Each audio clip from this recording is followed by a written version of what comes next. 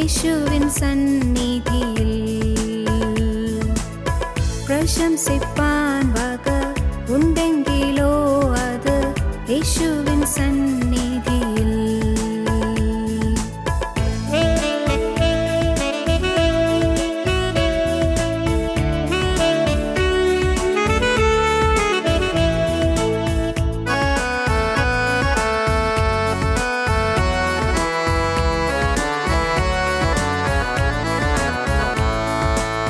മാതാപിതാക്കളും സോദരർ ബന്ധുക്കൾ ആരുവെടിഞ്ഞിടിലും അനാഥനായി നിന്നെ കൈവിടുകില്ലെന്ന് അരുളിയോൻ കൂടെയുണ്ട്. അനാഥനായി നിന്നെ കൈവിടുകില്ലെന്ന് അരുളിയോൻ കൂടെയുണ്ട്. ആശ്രയിപ്പാനൊരു നാമമുണ്ടെങ്കിലത് യാഹല്ലാതാരുമില്ല. പ്രശംസിപ്പാൻ വക ഉണ്ടെങ്കിലോ അത് യേശുവിൻ സന്നിധിയിൽ. പ്രശംസിപ്പാൻ വക ഉണ്ടെങ്കിലോ അത് യേശുവിൻ സന്നിധിയിൽ.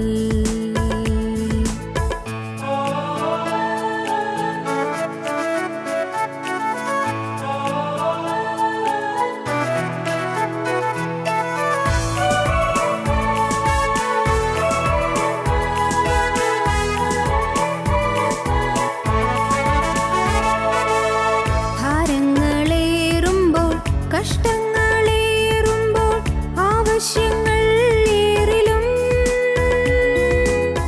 സഹായിപ്പാനായി സ്വർലോകനാഥന്റെ കരങ്ങൾ കുറുകിട്ടില്ല. സഹായിപ്പാനായി സ്വർലോകനാഥന്റെ കരങ്ങൾ കുറുകിട്ടില്ല. ഞങ്ങളും ക്രൂശിക്കപ്പെട്ട ക്രിസ്തുവിനെ പ്രസംഗിക്കുന്നു. ദൈവത്തിന് സ്തോത്രം. ലൂക്കോസിന് സുവിശേഷം 1-ാം അധ്യായം 14-ാം വാക്യം ആദ്യം വായിക്കാം.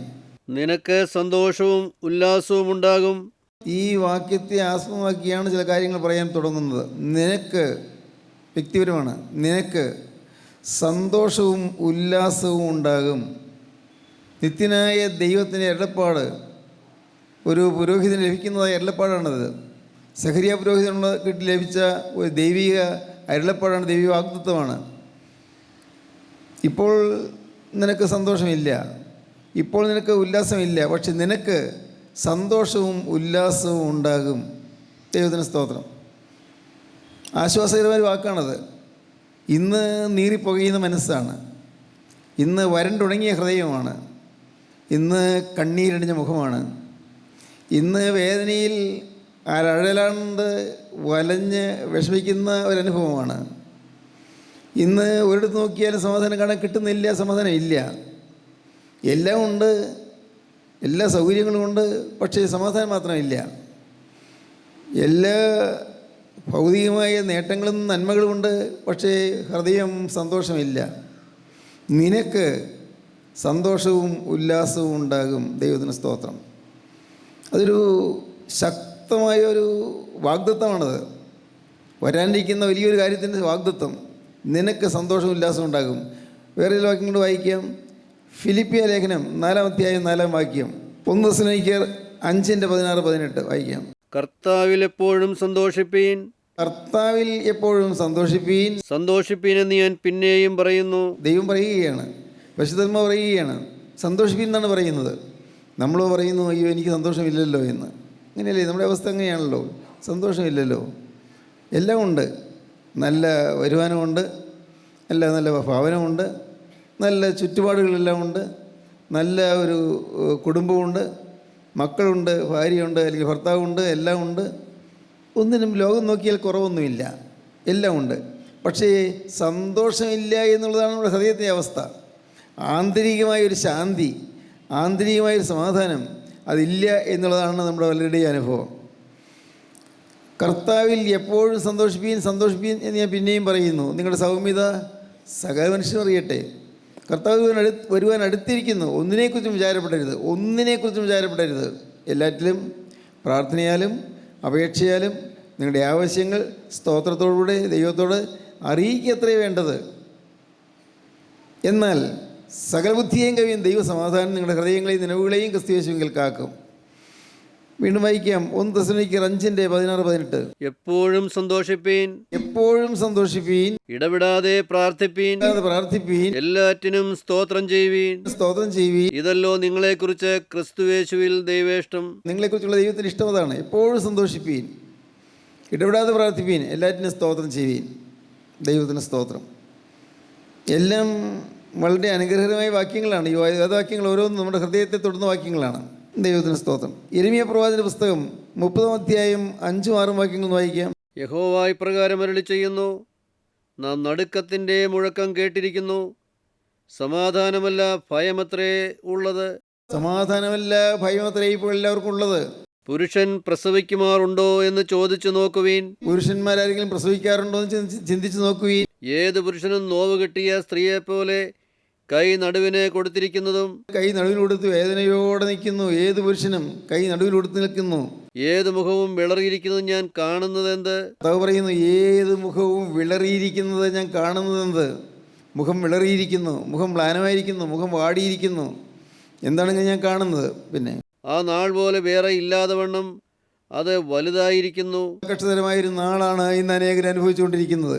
യെശയ്യാ പ്രവചന പുസ്തകം 61-ാം അധ്യായം 10-ാം വാക്യം. ഞാൻ യഹോവയിൽ ഏറ്റവും ആനന്ദിക്കും, എന്റെ ഉള്ളവന്റെ ദൈവത്തിൽ ഘോഷിച്ചുല്ലസിക്കും. മണവാളൻ തലപ്പാവ് അണിയുന്നത് പോലെയും മണവാട്ടി ആഭരണങ്ങളാൽ തന്നെത്താൽ അലങ്കരിക്കുന്നത് പോലെയും അവൻ എന്നെ രക്ഷാവസ്ത്രം ധരിപ്പിച്ചിരിക്കുന്നു. ഞാൻ സന്തോഷിക്കുന്നു. രക്ഷാവസ്ത്രം ധരിച്ചിരിക്കുന്നു. ദൈവത്തിന് സ്തോത്രം. ഒരു ഭാഗം കൂടി വേദപുസ്തകം നമുക്ക് എടുക്കാം. ഹബക്കൂക്ക് പ്രവാചന പുസ്തകം 3-ാം അധ്യായം 17-ാം വാക്യം മുതൽ. ഹബക്കൂക്ക് വേദപുസ്തകത്തിലെ മൈന പ്രവാചകന്മാരിൽ വളരെ ശ്രേഷ്ഠനായ ഒരു പ്രവാചകനായിരുന്നു. ഹബക്കൂക്കിന് ചില ആപത്തുകൾ വന്നു, ചില കെടുതികൾ വന്നു. ഒരിടത്തും രക്ഷ കിട്ടുന്നില്ല, ജീവിക്കാൻ മാർഗം കാണുന്നില്ല. പ്രവാചകനാണ്, ദൈവത്തിൻ്റെ വേലക്കാരനാണ്. പക്ഷേ വലിയ യാതനയിലും വേദനയിലും കഴിഞ്ഞു കൂടുകയാണ്. എന്തെല്ലാമാണ് വന്നുകൂടിയ കുഴപ്പങ്ങൾ നമുക്ക് വായിക്കാം. അത്തിവൃക്ഷം തളിർക്കയില്ല. അത്തി കൃഷി ചെയ്യാമെന്ന് വിചാരിച്ചു, പക്ഷേ തളിർക്കുന്നില്ല. അത്തിപ്പഴം വിറ്റ് ജീവിക്കാമെന്നാണ് വിചാരിച്ചത്. അത്തിവൃക്ഷം തളിർക്കയില്ല. മുന്തിരിവള്ളിയിൽ അനുഭവം ഉണ്ടാകുകയില്ല. മുന്തിരിവള്ളി നട്ടു നോക്കി, ഇല്ല. അത്തിവൃക്ഷത്തിൻ്റെ കാര്യം ഒന്നും ശരിയാകാത്തതുകൊണ്ട് മുന്തിരിവള്ളി നട്ടു നോക്കി, അവിടെയും രക്ഷയില്ല. മുന്തിരിവള്ളി അനുഭവം തരികയില്ല. ഒലിവ് മരത്തിന്റെ പ്രയത്നം നിഷ്ഫലമായി പോകും. ഒലിവ് കൃഷി ചെയ്യാമെന്ന് വിചാരിച്ചു, ഒലിവ് എണ്ണ വിറ്റ് ജീവിക്കാമെന്ന് വിചാരിച്ചു, പക്ഷേ ഒലിവ് മരത്തിൻ്റെ പ്രയത്നം നിഷ്ഫലമായി പോകും. നിലങ്ങൾ ആഹാരം വിളയിക്കയില്ല. നിലത്ത് കുറച്ച് ഗോതമ്പോ അല്ലെങ്കിൽ നെല്ലോ എന്തെങ്കിലും കൃഷി ചെയ്യാം, പക്ഷെ നിലങ്ങൾ ആഹാരം വിളയിക്കയില്ല. ആട്ടിൻകൂട്ടം തൊഴുത്തിൽ നിന്ന് നശിച്ചു പോകും. ആട്ടിൻകൂട്ടം, കുറെ ആടുകൾ വളർത്താമെന്ന് വിചാരിച്ചു, രക്ഷയില്ല. അതിലും സമാധാനം കിട്ടുന്നില്ല. ആട്ടിൻകൂട്ടം തൊഴുത്തിൽ നിന്ന് നശിച്ചു പോകും. ഗോശാലകളിൽ കന്നുകാലി ഉണ്ടായിരിക്കയില്ല. കുറെ പശുക്കൾ വളർത്താമെന്ന് വിചാരിച്ചു, എല്ലാം കേട്, എല്ലാം കുഴപ്പം. ഒന്നിനും ജീവിച്ചു പോകാനുള്ള മാർഗം കാണുന്നില്ല. എല്ലാ വഴിയെല്ലാം അടഞ്ഞിരിക്കുന്നു. മുന്നിലുള്ള ഗതി അടഞ്ഞു പോയിരിക്കുന്നു. പ്രതീക്ഷകൾ അറ്റുപോയിരിക്കുന്നു. സമാധാനത്തിൻ്റെ കണിക പോലും കിട്ടുന്നില്ല. എവിടെ പോയാലും അനർത്ഥമാണ്. ഏത് വഴിക്ക് നീങ്ങിയാലും നഷ്ടമാണ്. എങ്ങനെയെല്ലാം ജീവിക്കാമെന്ന് വിചാരിച്ചാലും അവിടെയെല്ലാം തോൽവിയാണ്. പരാജയപ്പെട്ട ജീവിതങ്ങൾ. ദൈവത്തിന് സ്തോത്രം. പ്രിയപ്പെട്ടവരെ, ഇന്ന് നിങ്ങൾ ഒരുപക്ഷെ നിങ്ങളുടെ ജീവിതത്തേക്ക് തിരിഞ്ഞു നോക്കൂ. പരാജയപ്പെട്ട ജീവിതമാണോ? സമാധാനം കിട്ടാതെ വലയുന്ന ജീവിതമാണോ? ഇത്രയും ആളുകൾ ഈ ഭൂമിയിൽ ജീവിച്ചു, സമാധാനത്തിൻ്റെ ഒരു കണിക പോലും കാണാതെ വലഞ്ഞുകൊണ്ടിരിക്കുന്ന ജീവിതമാണോ? എന്തെല്ലാം പ്രയാസങ്ങൾ കൂടെ, പ്രശ്നങ്ങൾ കൂടെ, വലിയ ദുർഘടങ്ങൾ കൂടെ എല്ലാമാണ് കടന്നു പോകുന്നത്. ചിന്തിച്ച് നോക്കിയാൽ സംഭവ ബഹുലമായിരുന്നില്ലേ നമ്മുടെ ജീവിതം? എന്തെല്ലാം പ്രതിസന്ധികളായിരുന്നു. സന്തോഷത്തിൻ്റെ ഒരു ചെറിയ അനുഭവം പോലും ഇല്ലാതെ വലയുന്ന ജീവിതങ്ങളായിരുന്നില്ലേ? ദൈവത്തിന് സ്തോത്രം. എവിടെ ചെന്നാലും തോൽവി, എന്ത് തൊട്ടാലും തോൽവി, ഏതൊരു കാര്യത്തിൽ ഇടപെട്ടാലും തോൽവി, എല്ലായിടത്തും തോൽവിയാണ്. ദൈവത്തിന് സ്തോത്രം. ചിന്തിച്ച് നോക്കുമ്പോൾ, പിറകിലേക്ക് തിരിഞ്ഞ് നോക്കുമ്പോൾ നെടുവീർപ്പ് മാത്രം. കഷ്ടം. നാളുകൾ കഴിഞ്ഞു പോയല്ലോ. നേടേണ്ടത് നേടിയില്ലല്ലോ. സമാധാനം ഇല്ലാതെ അഴിയുന്ന മനുഷ്യൻ. ദൈവത്തിന് സ്തോത്രം. ഇന്ന് സന്തോഷമെന്ന വിഷയത്തെക്കുറിച്ചാണ് ഞാൻ ചിന്തിക്കാൻ പോകുന്നത്. അതുകൊണ്ട് അടുത്ത 2 വാക്യം കൂടെ വായിക്കാം. 18-19 വാക്യങ്ങൾ. എങ്കിലും ഞാൻ യഹോവയിൽ ആനന്ദിക്കും. എല്ലാം കെടുതികളാണ്, നഷ്ടമാണ്, കഷ്ടമാണ്, ദുരിതമാണ്, യാതനയാണ്, വേദനയാണ്. എന്നാൽ എങ്കിലും ഞാൻ യഹോവയിൽ ആനന്ദിക്കും. പിന്നെ എൻ്റെ രക്ഷയുടെ ദൈവത്തിൽ ഘോഷിച്ചുല്ലസിക്കും. രക്ഷയുടെ ദൈവത്തിൽ ഞാൻ ഘോഷിച്ചുല്ലസിക്കും. യഹോവയായ കർത്താവ് എൻ്റെ ബലമാകുന്നു. യഹോവയായ കർത്താവ് എൻ്റെ ബലമാകുന്നു. അവൻ എൻ്റെ കാല് പേടമാൻ കാൽ പോലെയാക്കുന്നു. അവൻ എൻ്റെ കാൽ പേടമാൻ കാൽ പോലെയാക്കുന്നു. ഉന്നതികളിന്മേൽ എന്നെ നടക്കുമാറാക്കുന്നു. ഉന്നതികളിന്മേൽ എന്നെ നടക്കുമാറാക്കുന്നു. ദൈവത്തിന് സ്തോത്രം. പ്രത്യാശയോടെ അനുഭവ സമ്പത്തോടെ പ്രവാചകൻ പറയുകയാണ്, എല്ലാം തോൽവിയാണ്, പക്ഷേ എനിക്ക് ജയമുള്ള ഒരു അനുഭവം വരാൻ പോകുന്നു. അത് കർത്താവ് തരികയാണ്. ജീവനുള്ള ദൈവം എനിക്ക് തരും. സഹോദരങ്ങളെ, ഞാൻ വളരെ വിനയപൂർവ്വം നിങ്ങളെ അറിയിക്കട്ടെ, നിങ്ങൾ ഓരോരുത്തരും പലതരത്തിലുള്ളതായ പ്രയാസങ്ങളെയും പ്രശ്നങ്ങളെയും നേരിടുന്നവരാണ്. ഈ ലോകത്തിലേ നാം ജീവിക്കുന്നത്. എങ്ങനെയെങ്കിലും ജീവിച്ചു പോകണ്ടേ? പക്ഷേ ജീവിതം ദുരിതമാക്കിയിരിക്കുന്ന അനേകം ആളുകളുണ്ട്. ജീവിതത്തിൻ്റെ യാതനയേറ്റ് പിടയുന്നവരുണ്ട്. ഒരു സ്വസ്ഥതയില്ലാതെ അഴലുന്നവരുണ്ട്. കുടുംബങ്ങളിൽ തല്ലും വഴക്കും പിണക്കവും ശണ്ഠയും കലഹവും എല്ലാമായി വഴയുന്ന കുടുംബങ്ങളില്ലേ? ദൈവത്തിന് സ്തോത്രം. ഒരു വാട്സാപ്പ് മെസ്സേജ് എനിക്ക് കിട്ടി. ആരാണ് അയച്ചതെന്ന് എനിക്ക് അറിയാൻ പാടില്ല. അദ്ദേഹം എന്നോട് പറഞ്ഞിരിക്കുകയാണ്, സാറേ, ഞാൻ എന്തു വേണ്ടെന്ന് അറിയുന്നില്ല. ഞങ്ങൾക്കൊരു മോനേ ഉള്ളൂ. ആ മോൻ ഞങ്ങളെ തല്ലുന്നു, എന്നെ തല്ലുന്നു, എൻ്റെ ഭാര്യയെ തല്ലുന്നു. സാറേ, ഒരു അവസരത്തിൽ അവൻ തല്ലിയതുകൊണ്ട് എൻ്റെ ഭാര്യയുടെ കാൽ ഒടിഞ്ഞുപോയി. എന്തു പറ്റിയെന്ന് അറിഞ്ഞുകൂടാ. അത് ഭ്രാന്തൊന്നുമല്ല, മദ്യപിക്കുന്നുണ്ട്. അവന് സുബോധമില്ലാതാകും. മദ്യപിക്കുമ്പോൾ സുബോധമില്ലാതാകും. സാറേ, എന്തു വേണ്ടു സാറിന് പ്രാർത്ഥിക്കണം. ദൈവത്തിന് സ്തോത്രം. അനേകം വാട്സാപ്പ് മെസ്സേജസ് വായിക്കുമ്പോൾ ഞെട്ടിപ്പോകുന്നുണ്ട്. ചിന്തിക്കാൻ വയ്യാത്ത രീതിയിലുള്ള ദുരിതങ്ങളാണ് ഓരോരുത്തർ അനുഭവിക്കുന്നത്. ദുരിതം പിടിച്ച ജീവിതം, യാതനാഭരിതമായ ജീവിതം, കഷ്ടപ്പാടേറ്റ് തളർന്ന ജീവിതം, വിഷാദമുറ്റിയ ജീവിതം അല്ലേ നമ്മൾ ജീവിതം? പലരുടെയും അങ്ങനെയല്ലേ? നിങ്ങൾ ഓരോരുത്തരും ചിന്തിച്ച് നോക്കൂ, അവരവരുടെ ജീവിതത്തേക്ക് നോക്കൂ. നമുക്ക് യഥാർത്ഥമായ സന്തോഷം എന്തെങ്കിലും കിട്ടിയിട്ടുണ്ടോ? ഉണ്ട്. എപ്പോൾ? ക്രിസ്തു അകത്ത് വന്നാൽ. യേശു ക്രിസ്തു ഈ ഹൃദയത്തിലേക്ക് വന്നാൽ സമാധാനം കിട്ടും. യേശു ക്രിസ്തു ഹൃദയത്തിൽ വന്നാൽ സന്തോഷം ഉണ്ടാകും. ക്രിസ്തു ഇന്ന് നിങ്ങൾ അനുഗ്രഹിക്കാൻ കടന്നു വന്നിരിക്കുകയാണ്. നിങ്ങൾക്ക് സന്തോഷം തരാൻ കടന്നു വന്നിരിക്കുകയാണ്. നിങ്ങൾ പ്രശ്നങ്ങളിൽപ്പെട്ട് വീർപ്പൂട്ടുമ്പോൾ, പ്രതിസന്ധികളിൽ നിങ്ങൾ ഉലയുമ്പോൾ, നിങ്ങൾ അഴലുമ്പോൾ, അപ്പോഴിതാ ക്രിസ്തു വന്ന് നിങ്ങൾക്ക് ശാന്തി തരുവാനായിട്ട്, സമാധാനം തരുവാനായിട്ട് ക്രിസ്തുവിൻ്റെ കരം നിങ്ങളെ നേരെ ഉയർത്തുകയാണ്. പലപ്പോഴും ഇതൊന്നും അറിയുന്നില്ല. സഹോദരങ്ങളെ, ഇന്ന് ഒരു അനുഗ്രഹത്തിൻ്റെ ദിവസമാണ്. ഇന്ന് നിങ്ങളെ അനുഗ്രഹിക്കുമെന്ന കർത്താവ് വാക്ക് തന്നിട്ടുണ്ട്. ദൈവത്തിന് സ്തോത്രം. ഇന്ന് അനേകരെ സമാധാനമുള്ളവരായി എഴുന്നേൽക്കുന്ന കർത്താവ് വാക്ക് തന്നിട്ടുണ്ട്. സമാധാനത്തിൻ്റെ നാഥൻ നിന്ന് കടന്നു വന്ന് നിങ്ങളെ അനേകരെ അനുഗ്രഹിക്കുമെന്ന് വാക്ക് തന്നിട്ടുണ്ട്. അതുകൊണ്ടാണ് ഞാനിപ്പോൾ പ്രസന്നതയോടെ ഇരിക്കുന്നത്. കാരണം കർത്താവ് വന്നിട്ടുണ്ട്. യേശു സമാധാനം തരുന്നുണ്ട്. സമാധാനം സന്തോഷം യേശു തരുന്നുണ്ട്. നിനക്ക് സന്തോഷവും ഉല്ലാസവും ഉണ്ടാകും. നിനക്ക് സന്തോഷവും ഉല്ലാസവും ഉണ്ടാകും. നിങ്ങൾ ഓരോരുത്തരും ഇപ്പോൾ പറയണം, കർത്താവേ, ആ നിനക്ക് എന്ന് പറഞ്ഞത് എനിക്കാകട്ടെ, എൻ്റെ അനുഭവമായി തീരട്ടെ, എനിക്ക് സന്തോഷം ഉണ്ടാകട്ടെ, എനിക്ക് ഉല്ലാസം ഉണ്ടാകട്ടെ, എൻ്റെ വറീസ് ആൻഡ് കെയേഴ്സ്, എൻ്റെ ആകുലങ്ങളും ആവലാതികളും മാറിപ്പോകട്ടെ.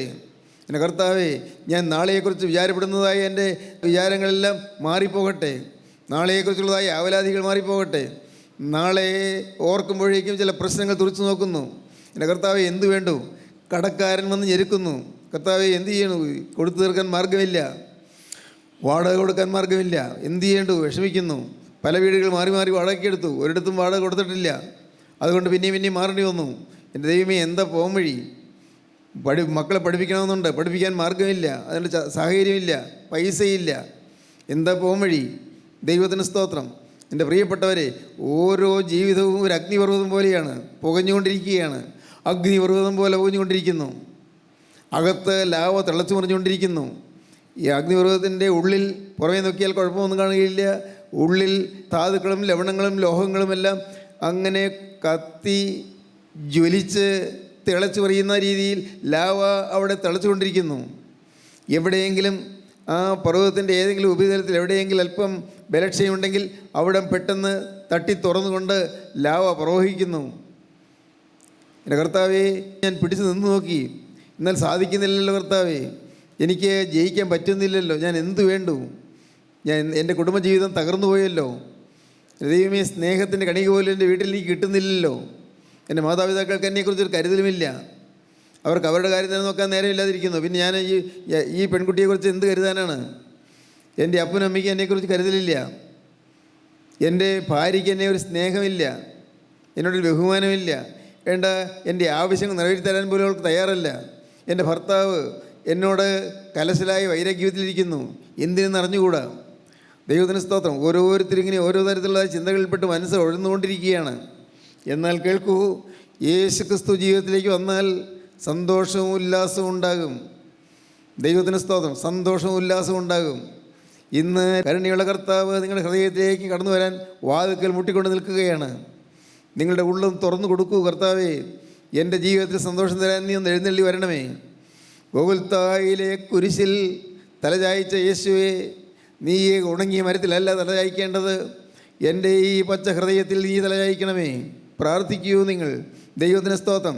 ഉണങ്ങിയ 2 മരക്കഷ്ണത്തിന്മേലല്ല രാജാധിരാജൻ തലചായ്ക്കേണ്ടത്.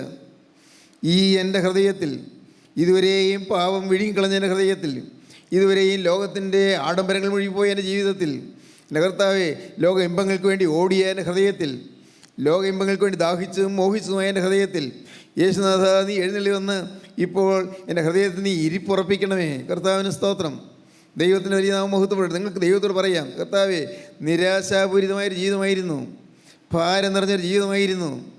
ഇതുവരെയും ചിന്തിച്ച് നോക്കിയാൽ എനിക്ക് സന്തോഷത്തിൻ്റെ കണിക പോലും കാണാനുണ്ടായിരുന്നില്ല. ദൈവത്തിന് സ്തോത്രം. പ്രിയപ്പെട്ടവരെ, ഞാനങ്ങനെയായിരുന്നു. അങ്ങനെയൊരു മനുഷ്യനായിരുന്നു. ഞാൻ നിരാശനായിരുന്നു. ഒരു വയസ്സിൽ എൻ്റെ അപ്പൻ മരിച്ചു പോയതുകൊണ്ട് ഞാൻ വളരെ നിരാശനായിരുന്നു. എൻ്റെ അപ്പൻ്റെ വാത്സല്യം എനിക്ക് ലഭിച്ചില്ല. ഒരു വയസ്സിൽ അപ്പൻ മരിച്ചുപോയി. ദൈവം പറഞ്ഞു, അപ്പ അപ്പ എന്ന് വിളിക്ക്. ദൈവം മറുപടി തന്നു. ദൈവത്തിന് സ്തോത്രം. ദൈവം വിളി കേട്ടു. അതെൻ്റെ 17-ാമത്തെ വയസ്സിലാണ്. 17-ാമത്തെ വയസ്സിൽ അതുവരെയും എൻ്റെ പിറകെ യേശു നടക്കുകയായിരുന്നു. എനിക്ക് അതൊന്നും മനസ്സിലായില്ല. എൻ്റെ പിറകെ യേശു നടക്കുകയായിരുന്നു. എന്നെ ഒന്ന് ചാടിപ്പിടിക്കാൻ കർത്താവ് നോക്കുകയായിരുന്നു. എന്നെ പിടിച്ച് ചേർത്തണയ്ക്കാൻ കർത്താവ് ശ്രമിക്കുകയായിരുന്നു. എനിക്ക് ഒരു പരീക്ഷത്വം ഉണ്ടായിരുന്നു. ഞാൻ ഭക്തനാണെന്നാണ് എൻ്റെ ചിന്ത. ഒരു തെറ്റിൽ പോയിട്ടില്ല. പിന്നെ എനിക്ക് എന്താ കുഴപ്പം, ഞാൻ സ്വർഗ്ഗത്തിൽ പോകും, ഇതായിരുന്നു എൻ്റെ ചിന്ത. പ്രകടമായ ഒരു ഭാവത്തിൽ വീഴാൻ ഇടയായിട്ടില്ല. ഒരു കൊള്ളരുതായ്മയിലേക്ക് പോയിട്ടില്ല. ചീത്ത കൂട്ടിയിട്ടൊന്നും ഉണ്ടായില്ല.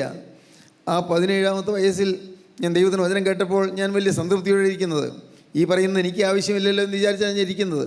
ഈ പറയുന്ന വാക്കുകളൊന്നും എന്നെ ബാധിക്കുന്നില്ലല്ലോ എന്നാണ് ഞാൻ ഓർത്തിരുന്നത്. ഞാൻ 2 നേരവും പ്രാർത്ഥിക്കുന്നു, നമസ്കാരം ചൊല്ലുന്നു, എല്ലാ ഞായറാഴ്ചയും പള്ളിയിൽ പോകുന്നു. ഞാൻ കൃത്യമായിട്ട് നോമ്പ് നമസ്കാരം എല്ലാം ഉണ്ട്. എൻ്റെ ജീവിതത്തിൽ എനിക്ക് തെറ്റെന്ന് തോന്നുന്നു ഒന്നും എനിക്ക് തോന്നിയിരുന്നില്ല. എന്നാൽ അന്ന് വചനം പറയുന്ന ദൈവദാസൻ, അന്ന് ഞങ്ങളുടെ പള്ളിയകത്തിരുന്നാണ് ഞങ്ങൾ വചനം കേൾക്കുന്നത്. ഒരു പാവപ്പെട്ട ദൈവദാസൻ വന്ന് അദ്ദേഹം വചനം പറഞ്ഞുകൊണ്ടിരുന്നു.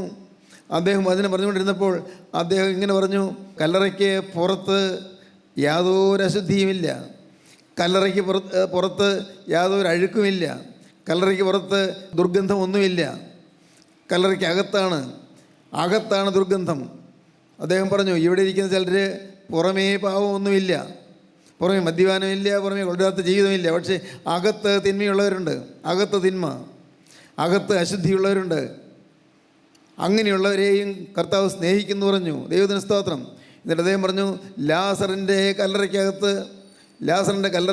അകത്ത് ദുർഗന്ധമുണ്ട്, അശുദ്ധിയുണ്ട്, പക്ഷേ കല്ലറയ്ക്ക് പുറത്ത് ഒരു ദുർഗന്ധവുമില്ല.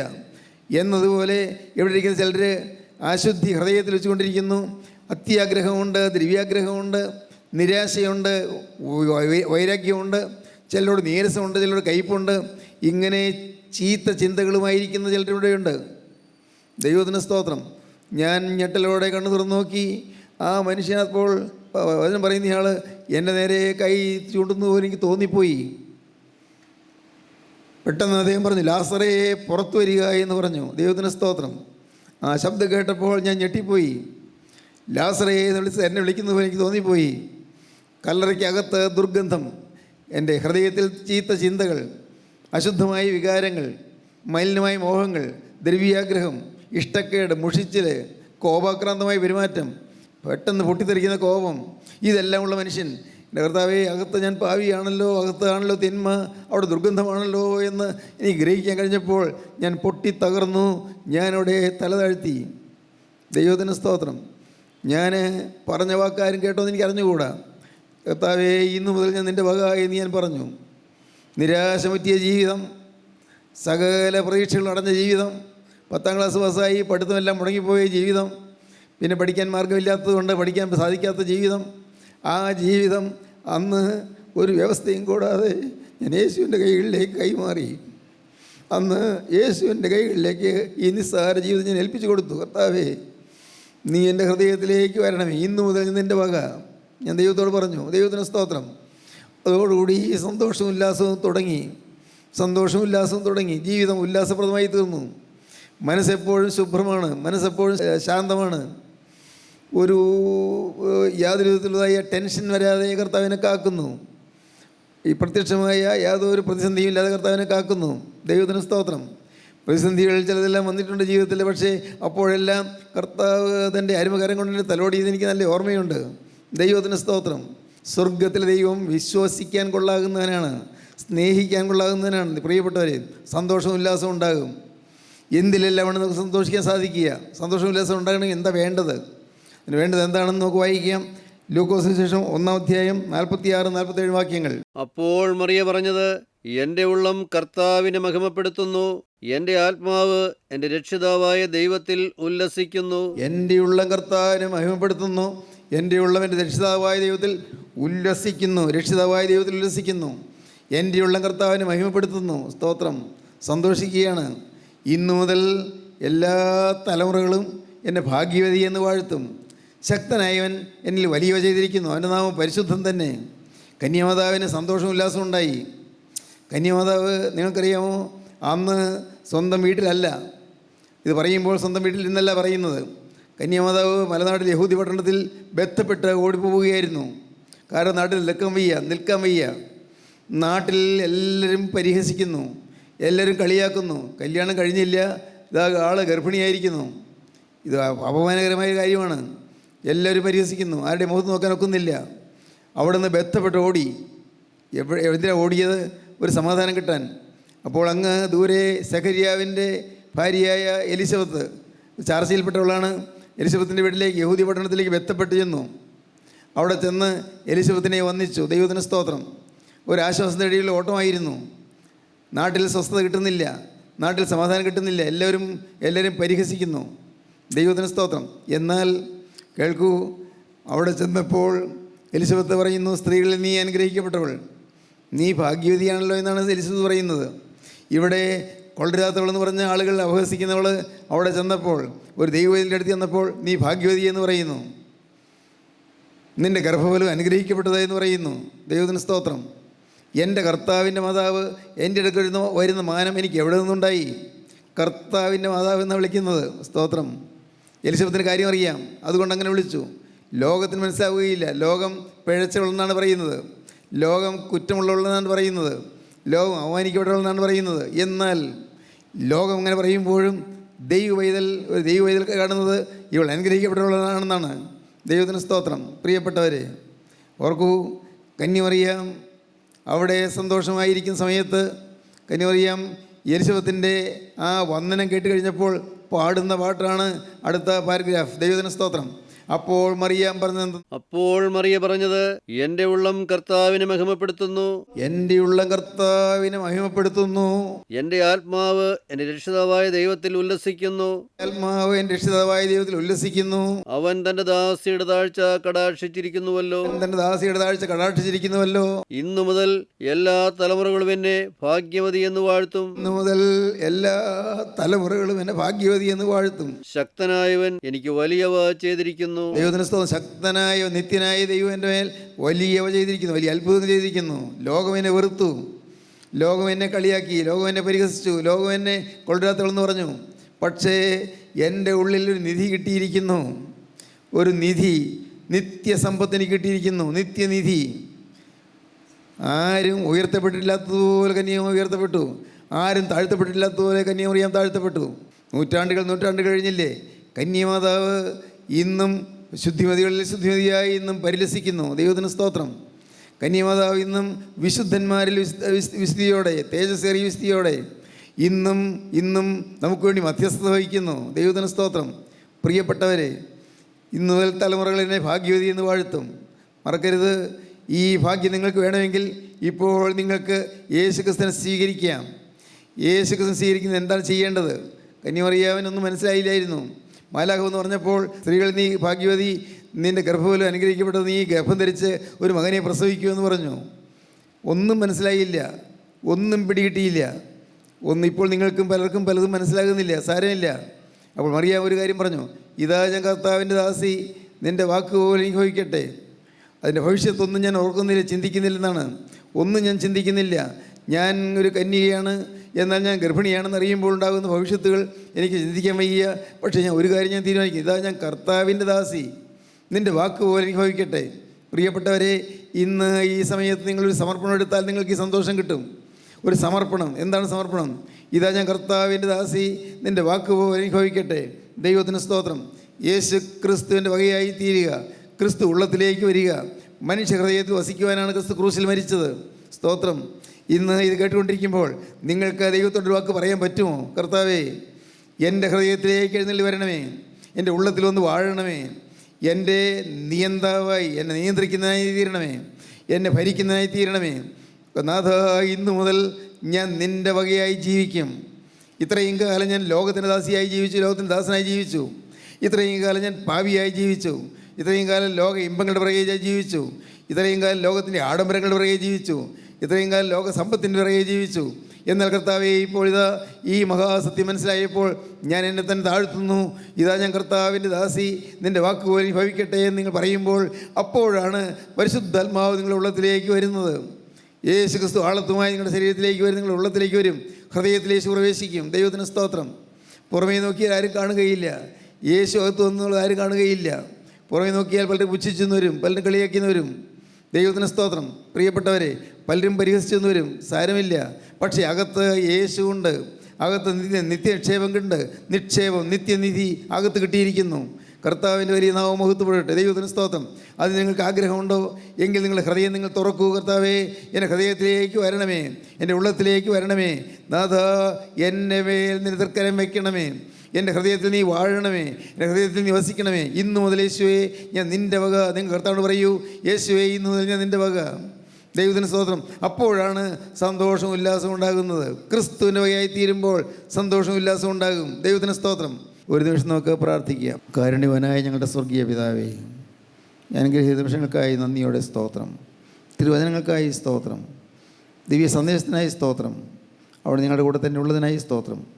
അപ്പോൾ ഈ ജനത്തെ അവിടെ സ്പർശിച്ച് അനുഗ്രഹിച്ച് എഴുന്നേൽപ്പിക്കണമെന്ന് പ്രാർത്ഥിക്കുന്നു. ഇനി തുടർന്ന് കേൾക്കാനുള്ള വചനശുശ്രൂഷയിൽ ആത്മാവിന് ശക്തിയേറിയ വ്യാപാരം ഉണ്ടായി അനേകർ രക്ഷയുടെ അനുഭവം പ്രാപിക്കാൻ എൻ്റെ കരുണയുള്ള കർത്താവ് പ്രവർത്തിക്കണമെന്ന് പ്രാർത്ഥിക്കുന്നു. മാലാഖമാർ ചുറ്റി നിൽക്കണമെന്ന് പ്രാർത്ഥിക്കുന്നു. എല്ലാവരെയും അനുഗ്രഹിക്കണമേ. യേശു ക്രിസ്തുവിൻ്റെ പരിശുദ്ധമായ നാമത്തിൽ പ്രാർത്ഥിക്കുന്നു. കൃപയോടെ കേൾക്കണമേ.